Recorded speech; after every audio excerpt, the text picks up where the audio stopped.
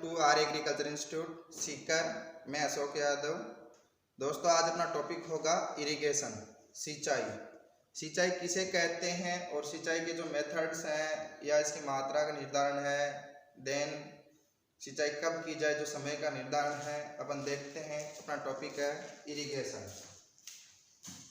Competition की दृष्टि से दोस्तों बड़ा ही इम्पोर्टेंट टॉपिक है। लगभग एग्जाम में यहाँ से 100% क्वेश्चन होता है।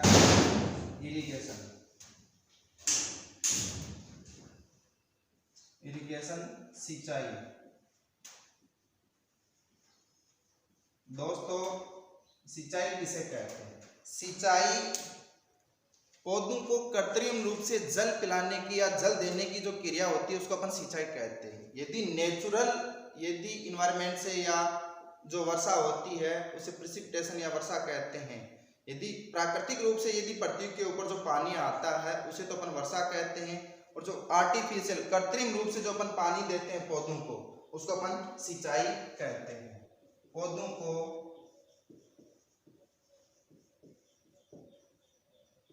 कृत्रिम रूप से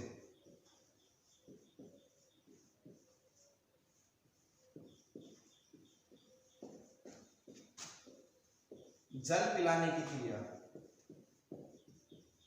या जल देने की क्रिया या पानी देने की क्रिया को सिंचाई कहते हैं। क्या कहते हैं दोस्तों? सिंचाई या इरिगेशन कहते हैं।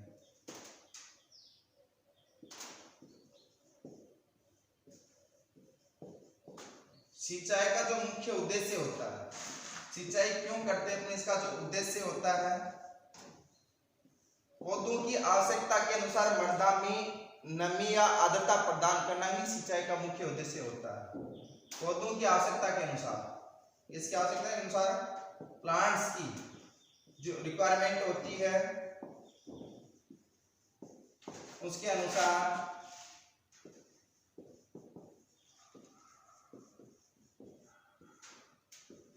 मृदा में नमी या आर्द्रता प्रदान करना इसका मुख्य उद्देश्य होता है। दोस्तों, सॉइल्स के अंदर काफ़ी न्यूट्रिएंट्स होते हैं, प्लांट उसको ऑब्जर्व करते हैं, तो उसके लिए जो माध्यम होता है वाटर सोल्यूबल होते हैं, तो उसको नमी की आवश्यकता होती है, पानी की आवश्यकता होती है। और अपन जो कृत्रिम रूप से जैसे नलकूप हैं, नहरें हैं, ट्यूबवेल्स हैं या बावड़ी या तालाब है, वहाँ जो पानी के स्रोत होते हैं उनसे पानी बाहर निकालते अपन किसी भी यंत्र से, जैसे पुरानी रेट है, चरस है, डेकली है, देन पंप सेट आ गए, सोलर पंप सेट आ गए, उनके माध्यम से अपन जो स्रोत से पानी बाहर निकालते हैं यंत्र के बाद में, और खेत में या फील्ड में अपन जो पानी देते हैं कृत्रिम रूप से, उसे सिंचाई कहते हैं। सिंचाई का मुख्य उद्देश्य क्या हो गया? मृदा के अंदर आर्द्रता या नमी प्रदान करना प्लांट्स के अनुरूप आवश्यकता के अनुसार। फिर अपन सिंचाई का निर्धारण करेंगे। सिंचाई का निर्धारण के लिए अपने को 3 बातों की आवश्यकता होती है, ध्यान में रखना होता है दोस्तों। पहले, सिंचाई कब की जाए, सबसे इंपॉर्टेंट बात, सिंचाई कब की जाए। सिंचाई कब की जाए यानी समय का निर्धारण सबसे इंपॉर्टेंट पहली चीज आती है। जब भी पौधों को आवश्यकता होती है उसके अनुसार किस समय आवश्यकता है, उसके अनुसार उस समय का अपने को पता होना चाहिए। इस समय प्लांट्स को पानी की आवश्यकता है, उसी समय अपने को पानी देने की आवश्यकता होती है, और वही पानी अपनी फसल के लिए सबसे ज़्यादा यूजफुल होता है। समय का निर्धारण। दूसरी बात आती है कि सिंचाई कितनी करें, सिंचाई कितनी की जाए, मात्रा का निर्धारण। किसका होगा? मात्रा का निर्धारण। कितनी मात्रा में अपने को सिंचाई या पानी देना है फसल को, उस मात्रा का निर्धारण। थर्ड, सिंचाई कैसे की जाए।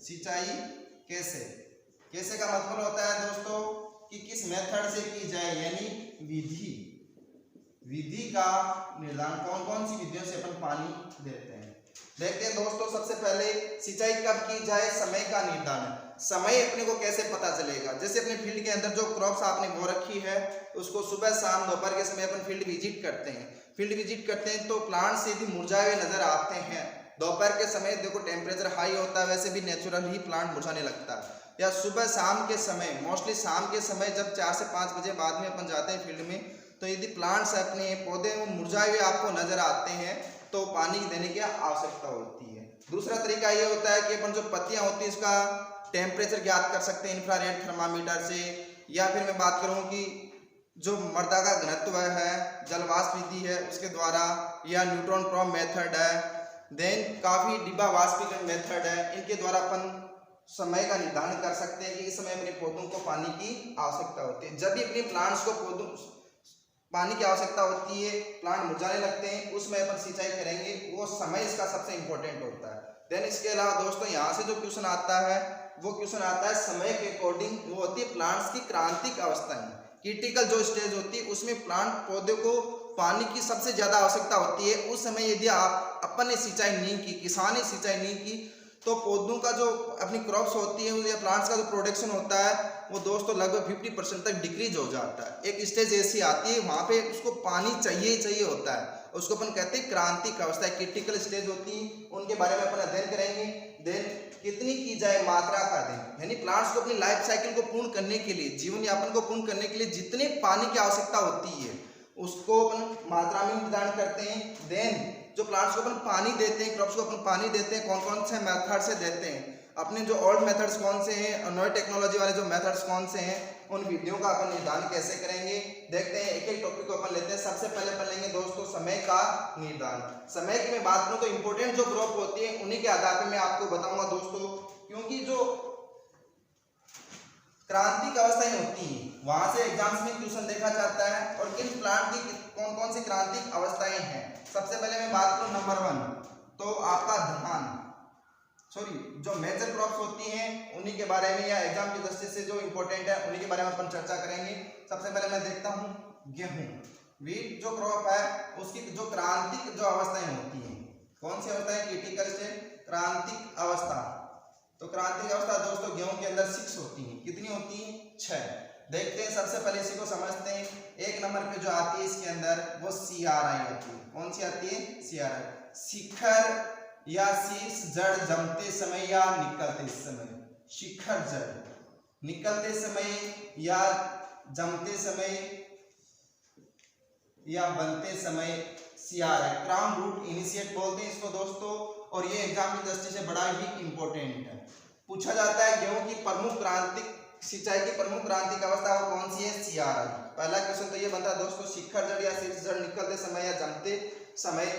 दूसरा इसी के अंदर क्वेश्चन आता है दोस्तों, ये CRI अवस्था बुआई के कितने दिन बाद में आती है गेहूं के अंदर, तो बुआई के 21 दिन बाद में आती है, 20 डे आफ्टर सोइंग, बुआई के 21 दिन बाद में ये क्रांतिक अवस्था आती है, CRI। दूसरी आती है दोस्तों टिलरिंग अवस्था, कौन सी आती है, कली निकलने की अवस्था, कली निकलते समय।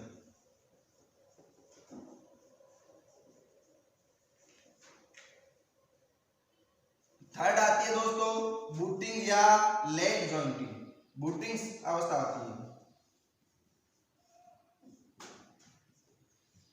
नेक्स्ट आती है फ्लावरिंग, पुष्पन अवस्था दोस्तों, कौन सी आती है, पुष्पन अवस्था। फिफ्थ आती है दोस्तों मिल्किंग अवस्था, दूध अवस्था, जिसको क्या कहते हैं, दूध अवस्था या दूध निर्माण के समय। पांचवी आती है दोस्तों डफ, दाने पकते समय, पकाव के समय, दाने डफ हो जाते हैं, हार्ड हो जाते हैं उस समय।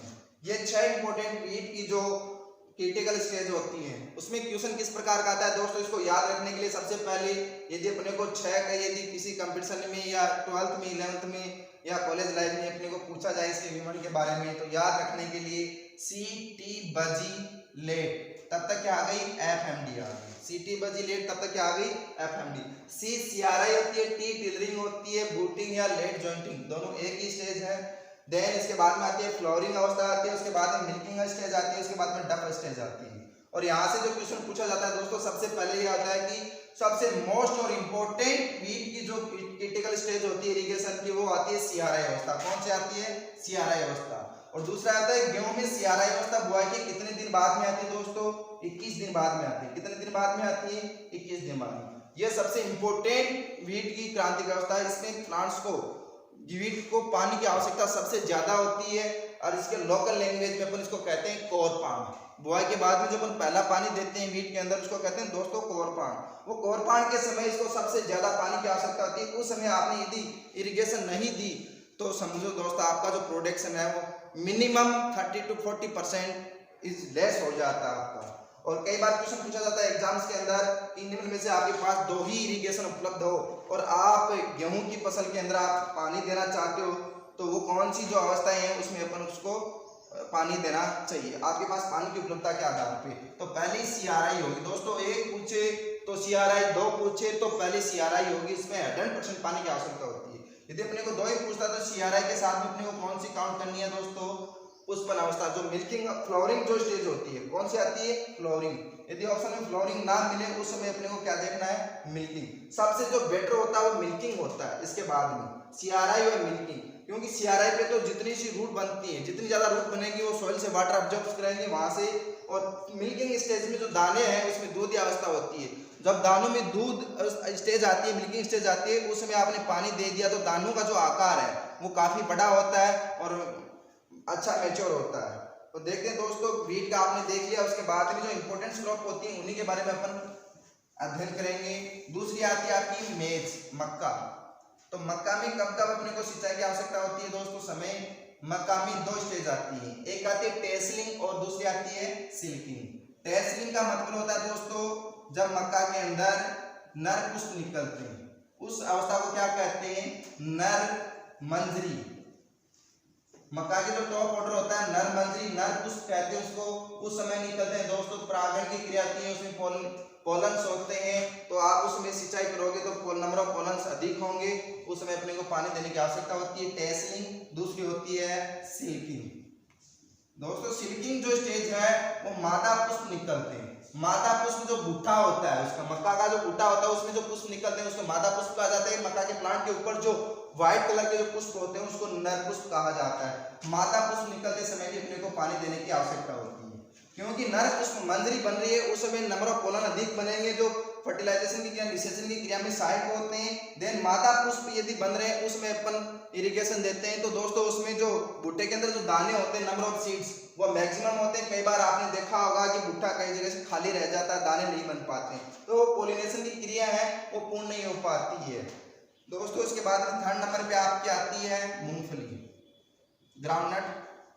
ये जो ग्राउंडनट है इसकी जो मुख्य जो स्टेज होती है मैं उसी की बात कर रहा हूँ, उसको बोलते हैं पेगिंग। क्या बोलते हैं दोस्तों? पेगिंग। पेगिंग जो सुइयां निकलने की अवस्था को कहते हैं। मूंगफली के अंदर जो सुइयां निकलती हैं, सुइयां निकलने की जो अवस्था है उसको अपन पेगिंग कहते हैं। कई बार पूछा जाता है यहाँ से कि निम्न में से मूंगफली की जो सुइयां निकलने की अवस्था को क्या कहते हैं? पेगिंग कहते हैं। दोस्तों ये पेगिंग की क्रिया है वो बुआई के कितने दिन बाद में आती है? ये बुआई के 55 day after, 55 day after sowing, बुआई के 55 दिन बाद में ये स्टेज आती है, 50 से 55 दिन बाद में। लेकिन डाटाबेस के आधार पर बात करें तो अपना औसत 55 दिन बाद में ये निकलती है और सबसे उपयुक्त होती है। उस समय नंबर ऑफ सुइयां होती है, पेगिंग सबसे ज्यादा होती है। पेगिंग से पॉड बनते हैं। क्या बनते हैं दोस्तों? पॉड। उस स्टेज पे सबसे ज्यादा पानी की आवश्यकता होती है। सबसे इंपॉर्टेंट मूंगफली के अंदर यदि क्रांतिक जो अवस्थाएं हैं वो कौन सी है? पेगिंग स्टेज है। नेक्स्ट उसके बाद में मैं बात करूं तो आपकी जितने भी दलहन तिलहन क्रॉप है, दलहन व तिलहन क्रॉप है उनके अंदर ध्यान रखना दोस्तों, दलहन और तिलहन जितनी भी क्रॉप है उनके अंदर कब अपने को सिंचाई करने की आवश्यकता होती है?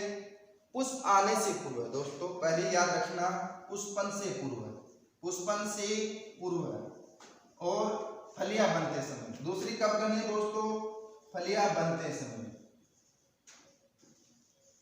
फलियां बनते समय। ये जो स्टेज है जितनी भी दलहन तिलहन ऑयल सीड जो क्रॉप है, पल्सेस जो क्रॉप है अपनी, उसमें क्या होता है कि पुष्पन से पूर्व क्यों करते हैं? जब इसमें फ्लोरिंग स्टेज आती है, पुष्प बनाते हैं, उसमें अपन यदि इरिगेशन देते हैं तो उसमें क्या होता है जो पुष्प होते हैं वो ड्रॉप होने की संभावना ज्यादा हो जाते हैं और नंबर ऑफ स्पॉट है अपना जो प्रोडक्शन होता है वो डिक्रीज हो जाता है। तो जैसे अपने खेत के अंदर आपको पैचेज के अंदर कहीं पुष्पन दिखाई देता है या पुष्पन की क्रिया अपने को दिखाई देती है, उस समय अपने को सिंचाई कर देना है। और फुल फ्लावरिंग स्टेज होती है, उस समय अपने को पानी नहीं देना दोस्तों। जैसे ही पुष्पन के बाद में फलियां बनना शुरू होती है, पोट बनना शुरू होती है, लगभग 99% या 90% आसपास पोट बन जाते हैं, उसमें अपने को सिंचाई देने की आवश्यकता होती है। ये 2 स्टेज होती है। इसमें आपने यदि पानी नहीं देते हो तो इस अवस्था पे तो दोस्तों नंबर ऑफ फ्लावर्स हैं वो कम बनते हैं, और यहाँ पे फलियों का जो डेवलपमेंट होता है वो कम होता है। यहाँ नंबर ऑफ सीड है वो मैक्सिमम बनते हैं। ये 2 बड़ी इंपॉर्टेंट यहाँ पे सिंचाई की जो क्रांतिक अवस्था है, एग्जाम की दृष्टि से पूछा भी जाता है। कई बार पूछा जाता है चना या सरसों में, किसमें पूछा जाता है? चना व सरसों में सबसे ज्यादा पूछा जाता है दोस्तों। तो चना व सरसों दोनों ही रबी की क्रॉप है, और यहाँ सबसे इन्हीं के बारे में सबसे ज्यादा पूछा जाता है। तो चने के अंदर क्रांतिक अवस्था सिंचाई की प्रमुख कौन सी है? पुष्पन अवस्था। पहले पुष्पन से पूर्व है, दूसरी फलियां बनते समय अपने को सिंचाई देने की आवश्यकता होती है। नेक्स्ट उसके बाद में मैं बात करूं तो आपकी जो कपास है, कपास के अंदर क्या होता है कि डोडे बनते हैं। क्या बनते हैं? डोडे बनते हैं। तो डोडे वाली जो शाखाएं बनती हैं उस समय करना है, और पुष्पन के समय करना है कि मालवेसी फूल का प्लांट है, काफी बड़ा पुष्प आता है, पुष्पन के समय यहाँ सिंचाई कर सकते हैं।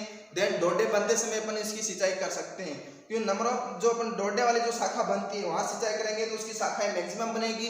देन डोडे बनेंगे या पुष्पन की जो क्रिया होगी उसमें अपन करते हैं तो पुष्प होता है वो उसका फूल वो मैक्सिमम आकार लेगा, और नंबर ऑफ फ्लावर भी ज्यादा आते हैं। तो दोस्तों सबसे ज्यादा जो इंपॉर्टेंट्स है वो इन्हीं से क्वेश्चन आते हैं। मैं बात करूं राइस की, देन मैं बात करूं शुगर केन की। दोस्तों वहां पानी भरा हुआ रहता है, कभी भी आपको राइस है, देन मैं बात करूं गन्ना, शुगर केन, इनकी क्रांतिक अवस्था आपको कभी भी नहीं पूछी जाएगी एग्जाम्स में।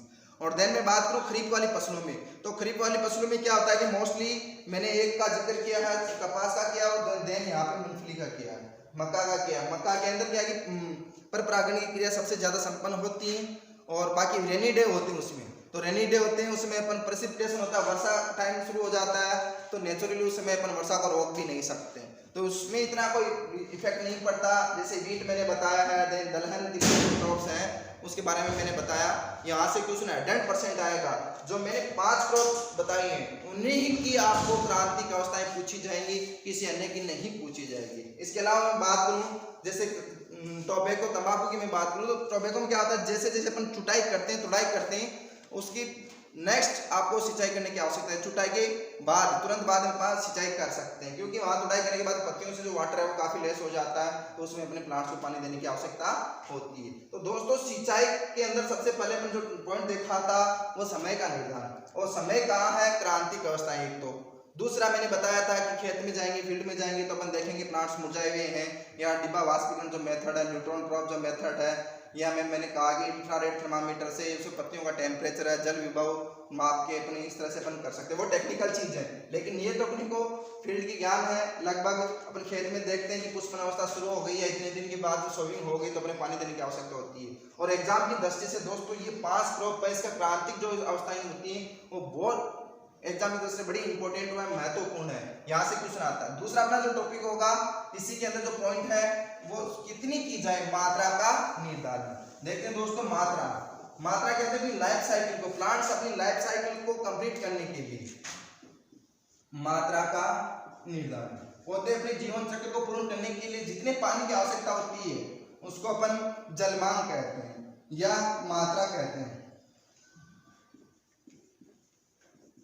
जैसे वाष्पीकरण है, वाष्पोत्सर्जन है, इन क्रियाओं में जो प्रयुक्त होता है पानी, या अपन जो सिंचाई करते हैं उस समय लेस हो जाता है पानी, हवा के अंदर या सॉइल के अंदर चला जाता है, इन्फिल्ट्रेशन हो जाता है, परकोलेशन हो जाता है, काफी चीजें होती हैं। वाष्पीकरण, वाष्पोत्सर्जन की जो क्रियाएं हैं, उत्सर्जन में जो पानी प्रयुक्त हो जाता है, इन टोटल्स को मिला के अपन प्लांट्स की जलमांग करते हैं उसको, और उसके अनुसार अपने को उतना कितना पानी देना होता है उस मात्रा का। मैं बात करूंगा सबसे पहले धान की।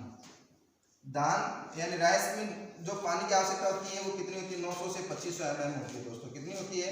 900 से 2500 mm पानी की आवश्यकता होती है अपनी लाइफ साइकिल को पूर्ण करने के लिए। एग्जाम में पूछा जाता है दोस्तों। नंबर 2 पे मैं बात करूँ गन्ना, बात करूँगा गन्ने की जो जलमांग होती है दोस्तों वो 1500 से 2500 mm होती है। कितनी होती है? 1500 से 2500 mm। ये दोस्तों जलमांग वाटर रिक्वायरमेंट होती है, प्लांट्स की इतनी पानी की आवश्यकता होती है उसको लाइफ साइकिल पूर्ण करने के लिए। थर्ड नंबर पे मैं बात करूँ वेट की करूँगा, गेहूँ। दोस्तों जो गेहूं की जो जलमांग होती है 450 से 650 mm होती है। कितनी होती है दोस्तों?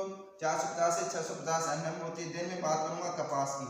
तो कपास की जो दोस्तों होती है वो 500 से 700 mm होती है। कितनी होती है? 500 से 700 mm पानी की आवश्यकता होती है। मोस्टली इन्हीं 3 की अपने को याद रखनी है दोस्तों, एग्जाम की दृष्टि से ये 3 सबसे इंपॉर्टेंट क्वेश्चन हैं। और इसके बाद में मैं बताऊंगा और टेक्निकल चीजें, क्योंकि सबसे ज्यादा आपको पूछेंगे तो सबसे ज्यादा पानी किन फसलों में लगता है। राइस है, देन शुगर केन है, इनके फील्ड्स के अंदर पानी ऑलरेडी वैसे ही भरा होता है। सबसे ज्यादा पानी की आवश्यकता इनको होती है जब से ये सोविंग होती है और हार्वेस्टिंग होती है, तब तक उस फील्ड के अंदर पानी भरा हुआ रहता है। तो यहाँ से जो क्वेश्चन आता है दोस्तों, एक तो सिंपल क्वेश्चन आता है, निम्न में से धान की जलमांग कितनी होती है, या गन्ने की जलमांग कितनी होती है, या गेहूं की जलमांग कितनी होती है, वाटर रिक्वायरमेंट कितनी होती है। तो दोस्तों सीधा सीधा सिंपल है, 900 से 2500 जलमांग होती है, वो धान की होती है, गन्ने की 1500 से 2500 mm होती है।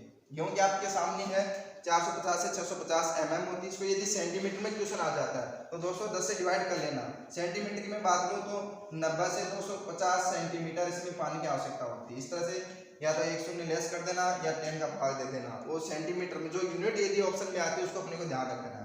फिर यहाँ से जो क्वेश्चन आता है दोस्तों वो आता है कि निम्न में से सर्वाधिक जलमांग किसकी होती है, निम्न में से सर्वाधिक जलमांग किसकी होती है। तो देखना यहाँ पे सबसे ज्यादा किसकी है, life cycle sorry water requirement वो किसकी है, गन्ने की 1500 से 2500 mm। यदि ऑप्शन में देखना दोस्तों इस तरह से आता है, धान, गन्ना, गेहूं, कपास यानी जो क्रॉप आती है, और उसमें पूछा जाता है कि मैक्सिमम वाटर रिक्वायरमेंट जलमांग किसकी होती है, तो सबसे पहले आपको आंसर क्या देना है, गन्ना देना। दोस्तों यदि ऑप्शन में गन्ना नहीं हो उस कंडीशन के अंदर आपका आंसर क्या होगा, धान होगा। क्या होगा, धान। और क्वेश्चन की लैंग्वेज अपने को थोड़ा सा देखना है कि लाइफ साइकिल जीवन चक्र के आधार पे यदि सबसे ज्यादा टाइम ऑफ ड्यूरेशन की जहाँ जिक्र हो जाता है तो वहां पे ध्यान रखना, टाइम ऑफ ड्यूरेशन में धान 4 महीने में फसल पक्की तैयार हो जाती है, गन्ना 12 महीने लेता है। तो 12 महीने में 1500 से 2500 mm की आवश्यकता होती है, जबकि धान होता है वो 4 महीने में 900 से 2500 mm की आवश्यकता होती है।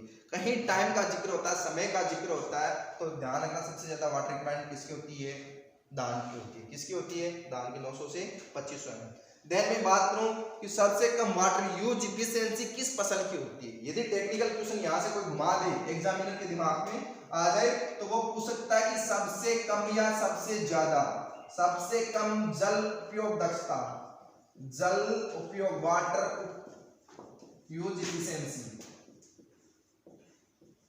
जल उपयोग दक्षता किस फसल की होती है, सबसे कम व सबसे ज्यादा। तो दोस्तों सबसे कम राइस की होती है। किसकी होती है, राइस की होती है। और सबसे ज्यादा वाटर यूज इफिशिएंसी होती है, वो सबसे ज्यादा होती है दोस्तों, वो होती है आपकी रागी की। सबसे ज्यादा वाटर यूज इफिशिएंसी होती है वो किस क्रॉप की होती है, रागी की। किसकी होती है दोस्तों, रागी।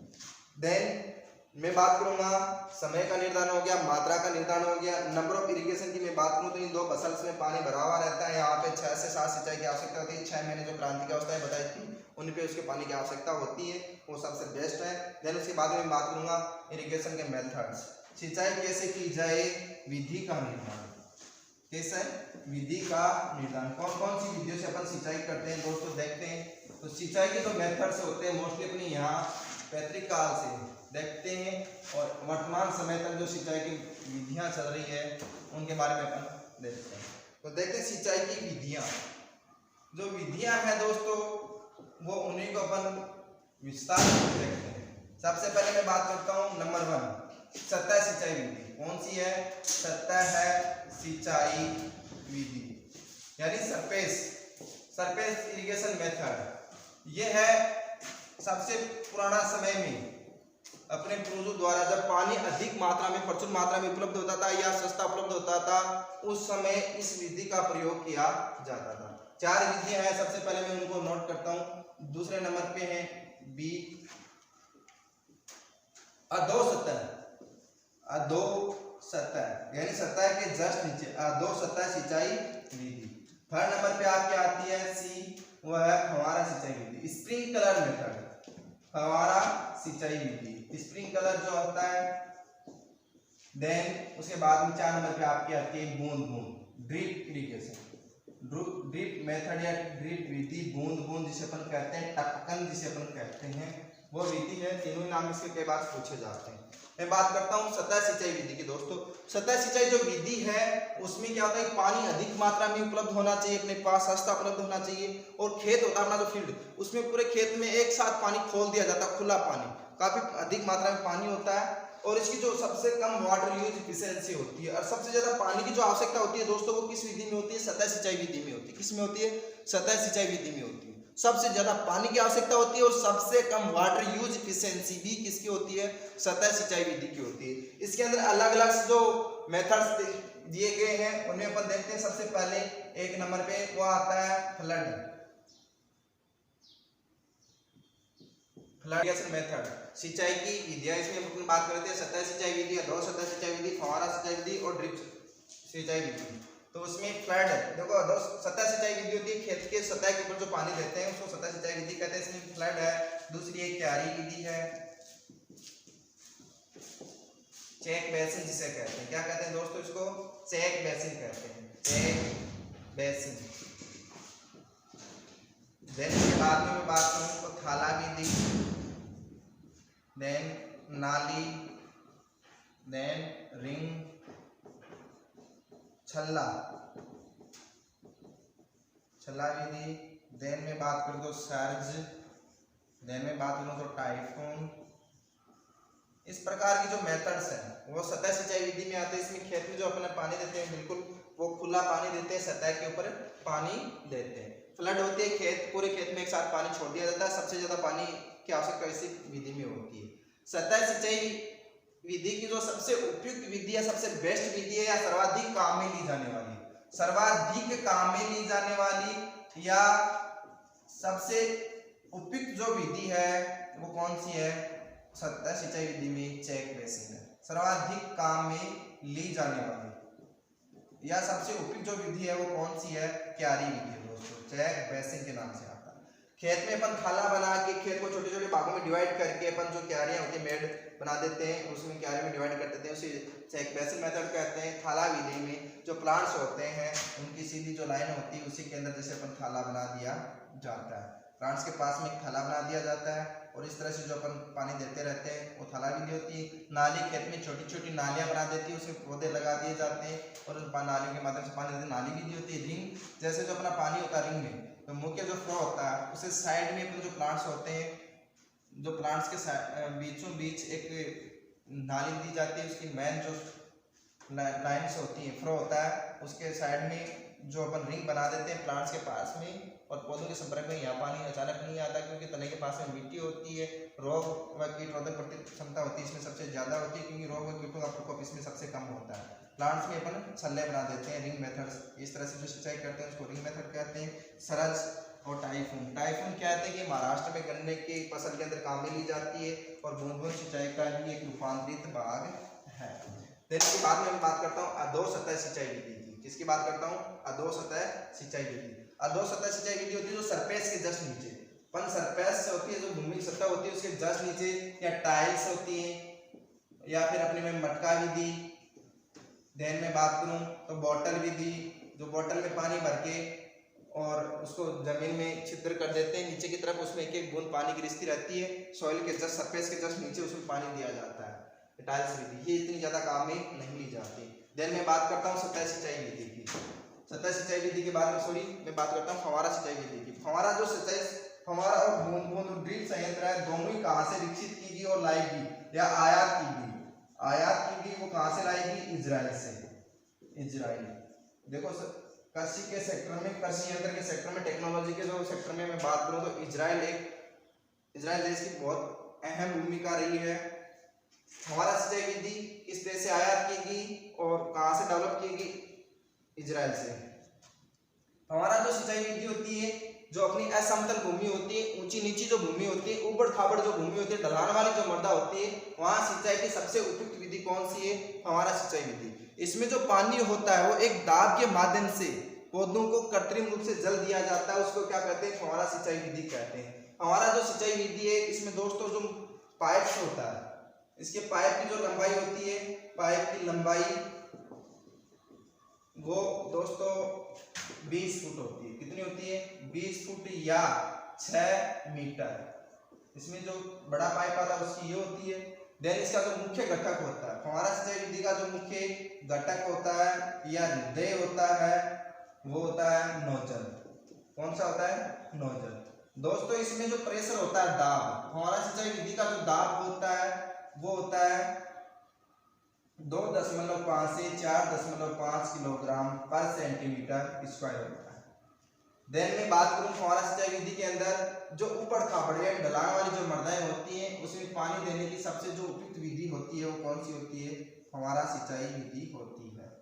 दोस्तों ये इसका नोजल है, इसमें जो पानी डिस्चार्ज होता है, क्या होता है? पानी का डिस्चार्ज। वो पानी नोजल की मैं बात करूं तो 1000 लीटर, कितना? 1000 लीटर प्रति घंटे इसका डिस्चार्ज होता है। कितना होता है? 1000 लीटर प्रति घंटा इसका डिस्चार्ज होता है। एग्जाम्स में जो पूछा गया दोस्तों वो यहाँ से पूछा गया था कि फव्वारा सिंचाई विधि का दाब कितना होता है, तो 2.5 से 4.5 किलोग्राम पर सेंटीमीटर स्क्वायर होता है। दूसरा ये पूछा गया था एक जेट एग्जाम पूछ लिया था एक बार कि निम्न में से फव्वारा संयंत्र में प्रयुक्त होने वाली पाइप की जो लंबाई होती है वो मीटर में पूछ ली थी। दोस्तों कहाँ से पूछ ली थी? मीटर में पूछ ली थी, तो आपका आंसर क्या होगा? 6 मीटर हो जाएगा। देन मैं बात करूं तो ये भी पूछा गया कि इस विधि का आयात कहाँ से किया गया है? विकसित किस देश में की गई? इजराइल में की गई। जहाँ पान सॉइल की टोपोग्राफी होती है वो आपकी ऊबड़ खाबड़ होती है या समतल होती है, वहाँ सबसे उपयुक्त विधि कौन सी है? फव्वारा सिंचाई विधि। दोस्तों इस विधि की अपन जो बात करते हैं, तुलना करते हैं, वो सतह सिंचाई विधि से करेंगे। किससे करेंगे? सतह सिंचाई विधि से करेंगे, क्योंकि सतह सिंचाई विधि की तुलना में इस विधि के अंदर 50% पानी की बचत होती है। पानी की जो बचत होती है वो कितनी होती है? 50% मिनिमम पानी की बचत होती है। और इसकी जो वाटर यूज इफिशियंसी होती है दोस्तों वो 50 से 70-75% होती है।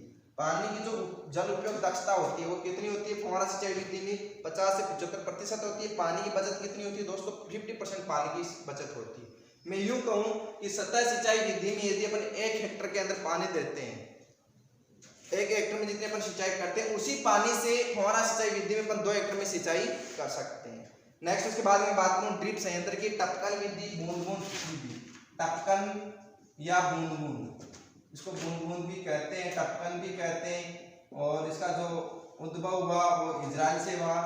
सर दोस्तों जो बूंद बूंद सिंचाई विधि है वो जहाँ पानी की कमी हो, अभावग्रस्त क्षेत्र हो जहाँ पानी का, या फिर आपकी जो सॉइल या पानी है वो लवण साल्ट जिसमें ज़्यादा हो, वहाँ पे सबसे ज़्यादा काम में ली जाती है। और देन में बात करूं तो यहाँ से जो क्वेश्चन आता है, जो हॉर्टिकल्चर प्लांट है या वेजिटेबल्स हैं, आपकी फ्रूट प्लांट्स हैं, उद्यानिकी जो क्रॉप होती है उसमें यदि सिंचाई की सबसे बेस्ट और इम्पोर्टेंट मेथड पूछा जाए या सर्वाधिक यूजफुल जो मेथड होता है वो कौन सा होता है? बूंद बूंद सिंचाई विधि होती है। सबसे ज्यादा उद्यानिकी जो फसलें होती हैं, उद्यानिकी के अंदर मैं बात करूं आपकी फ्रूट क्रॉप है, वेजिटेबल्स हैं, देन इनके में जो सबसे उपयुक्त जो मेथड होता है वो कौन सा होता है? बूंद बूंद सिंचाई विधि। तो देखिए दोस्तों जहाँ पानी की कमी हो या लवणग्रस्त जो सॉइल्स हो या वाटर हो वहाँ पे सबसे उपयुक्त काम में ली जाती है। इसका जो मुख्य घटक होता है बूंद बूंद का मुख्य घटक वो होता है इमीटर्स यानी ड्रिपर कहते हैं इसको। और इसका जो पानी का जो दाब होता है दोस्तों तो वो होता है 1.5 to 2.5 किलोग्राम पर सेंटीमीटर स्क्वायर होता है दोस्तों। इसमें जो पानी का डिस्चार्ज होता है तो वो डिस्चार्ज होता है 1 से 8 लीटर तक, 1 to 8 लीटर तक चला जाता है, 1 से 8 लीटर तक चला जाता है। अब मैं बात करता हूँ इसके अंदर कि ये जो सबसे इसमें जो क्वेश्चन आता है टेक्निकल क्वेश्चन वो आता है कि उद्यानिकी फसलों में सबसे ज्यादा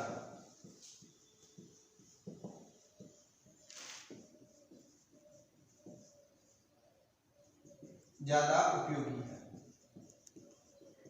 या यूजफुल है।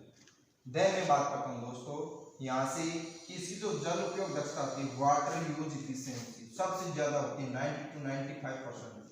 निम्न में से किस सिंचाई विधि की सर्वाधिक जल उपयोग दक्षता होती है, वाटर यूज इफिशिएंसी, वो किसकी होती है दोस्तों? बूंद बूंद सिंचाई विधि की। और सबसे कम पानी की आवश्यकता होती है, सबसे कम पानी की आवश्यकता होती है, सबसे कम पानी की आवश्यकता होती है।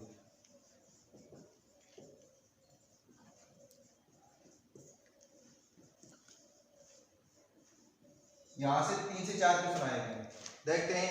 निम्न में से उद्यानिकी फसलों के लिए सबसे उपयुक्त सिंचाई की विधि है वो कौन सी है? बूंद बूंद सिंचाई विधि है। या सर्वाधिक वाटर यूज इफिशिएंसी जल उपयोग दक्षता किस सिंचाई विधि की है? वो किसकी है? बूंद बूंद की। दोस्तों इसको अपने को एक ये याद रखना होगा कि सर्वाधिक वाटर यूज इफिशिएंसी जो पूछी जाती है उसमें ऑप्शन देखना है यदि ऑप्शन के अंदर ड्रिप नहीं आती है, बूंद बूंद सिंचाई विधि नहीं आती है, और पूछा जाता है सर्वाधिक वाटर यूज इफिशिएंसी किस सिंचाई विधि की होती है, तो वो किसकी होगी? फव्वारा सिंचाई। यदि ऑप्शन में ड्रिप आता है तो आपका आंसर ड्रिप होगा। ड्रिप ऑप्शन में नहीं है, ड्रिप, टपकन या बूंद बूंद, तो आपका आंसर क्या होगा? फव्वारा सिंचाई विधि होगा। दोस्तों सिंचाई जल के साथ अपन जो उर्वरक का प्रयोग करते हैं उसको फर्टिगेशन कहते हैं। क्या कहते हैं? यानी सिंचाई जल, यानी इरिगेशन सिंचाई के साथ में, सिंचाई जल के साथ में अपन किसका प्रयोग कर रहे हैं? उर्वरक का प्रयोग कर रहे हैं। किसका? उर्वरक का। तो इस क्रिया को अपन कहते हैं फर्टिगेशन। क्या कहते हैं? फर्टिगेशन। देखो गेशन तो कहां से लिया गया है? वो इरिगेशन का लिया गया है दोस्तों। और फर्टिलाइजर दे रहे हैं, जो चीज जल के अंदर अपन मिला रहे हैं उसका जो वर्ड है वो सबसे पहले आएगा फर्टिलाइजर का, फर्टी आ गया, इरिगेशन का गेशन आ गया। यानी सिंचाई जल के साथ में बात करूं केमिकल, तो यदि केमिकल अपन डाल रहे हैं कोई भी तो केमिगेशन कहलाएगा। क्या कहलाएगा? केमिगेशन। और मैं बात करूं सिंचाई जल के साथ में अपन वीडिसाइड या हर्बिसाइड का प्रयोग कर रहे हैं, तो अपन हर्बिसाइड का करें तो हर्बिगेशन कहलाएगा दोस्तों। हर्बिसाइड का आ गया, गेशन इरिगेशन का। यहाँ से भी क्वेश्चन पूछा जाता है कि सिंचाई जल के साथ शाकनाशी का प्रयोग करना कहलाता है, हर्बिगेशन कहलाता है, सिंचाई जल के साथ उर्वरक का प्रयोग करना कहलाता है, फर्टिगेशन कहलाता है। दोस्तों एक क्वेश्चन फिर पूछा गया कि निम्न में से बूंद बूंद जो सिंचाई विधि, इसमें किस उर्वरक का प्रयोग नहीं करना चाहिए? बूंद बूंद जो सिंचाई विधि, इसमें डीएपी उर्वरक का प्रयोग नहीं करना चाहिए। डीएपी उर्वरक का प्रयोग बिल्कुल भी नहीं करना चाहिए, क्योंकि इनके जो ड्रिपर्स होते हैं उनको वो चोक कर देते हैं।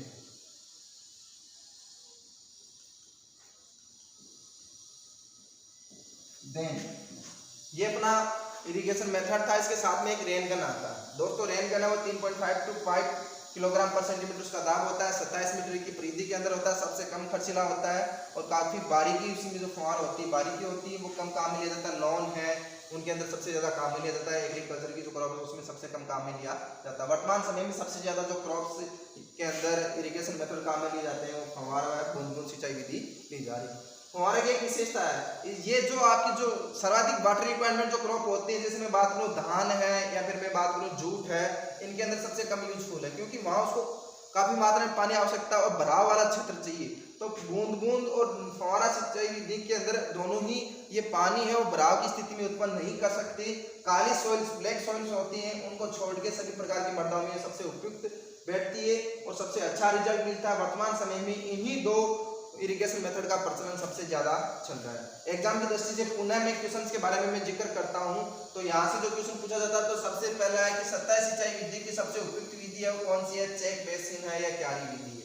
देन फव्वारे के अंदर पूछा जाता है पाइप की लंबाई पूछी गई है दोस्तों, वो कितनी है? 6 मीटर है। देन उसके बाद में इसका दाब पूछा गया है, तो दाब कितना है? 2.5 to 4.5 किलोग्राम पर सेंटीमीटर स्क्वायर होता है दोस्तों इसका। देन डिस्चार्ज कितना होता है?